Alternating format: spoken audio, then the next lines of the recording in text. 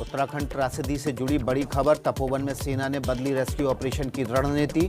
Tunnel के नीचे गुजर रहे दूसरे टनल तक पहुंचने के लिए चल रही ड्रिलिंग। इस टनल में मजदूरों के फंसे होने की आशंका है।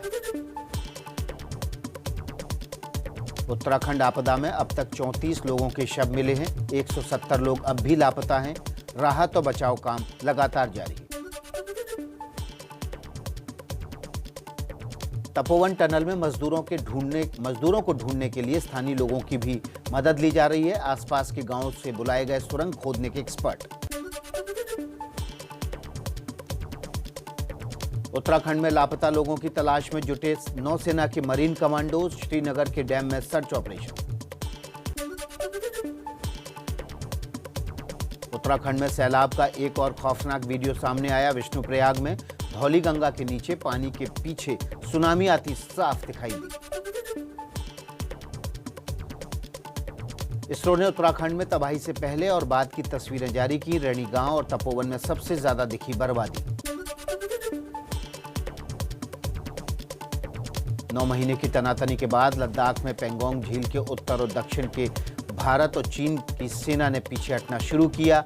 चीन के रक्षा मंत्रालय ने पुष्टि की, लेकिन भारतीय सेना ने अभी तक जारी नहीं किया है कोई आधिकारिक बयान।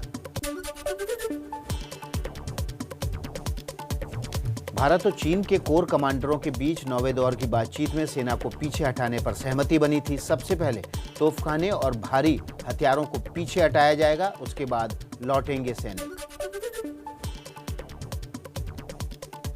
भारत चीन सीमा विवाद पर रक्षा मंत्री राजनाथ सिंह आज संसद में बयान देंगे। देश को बताएंगे एलएसी के ताजा हालात।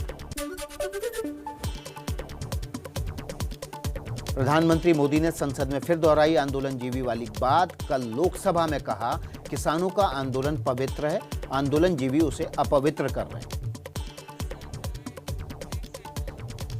देश की कुछ और बड़ी खबरें आपके सामने रख देते हैं।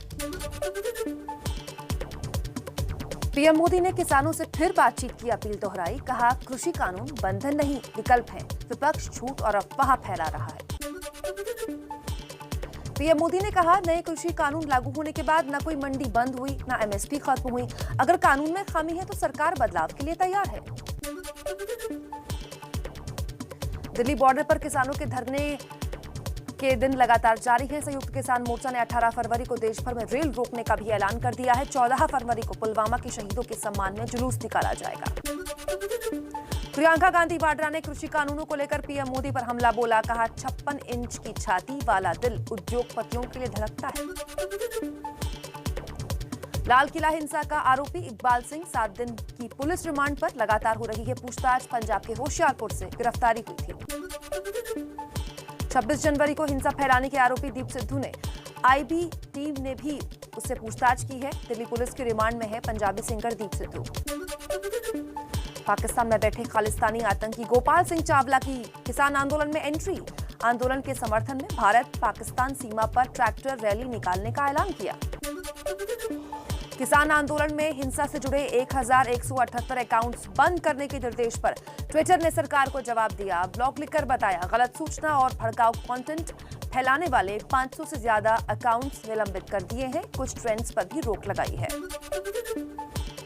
ट्विटर ने ब्लॉग में लिखा, कंपनी अभिव्यक्ति की स्वतंत्रता के पक्ष में है और हाल ही में केंद्र सरकार ने जिस आधार पर ट्विटर अकाउंट्स बंद करने को कहा, वो भारतीय कानूनों के अनुरूप नहीं।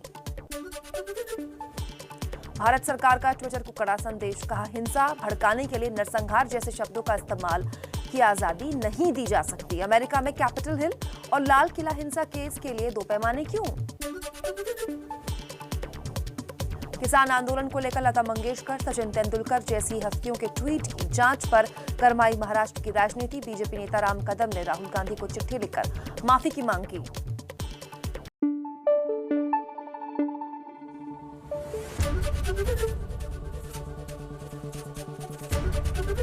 एबीपी न्यूज आपको रखे आगे।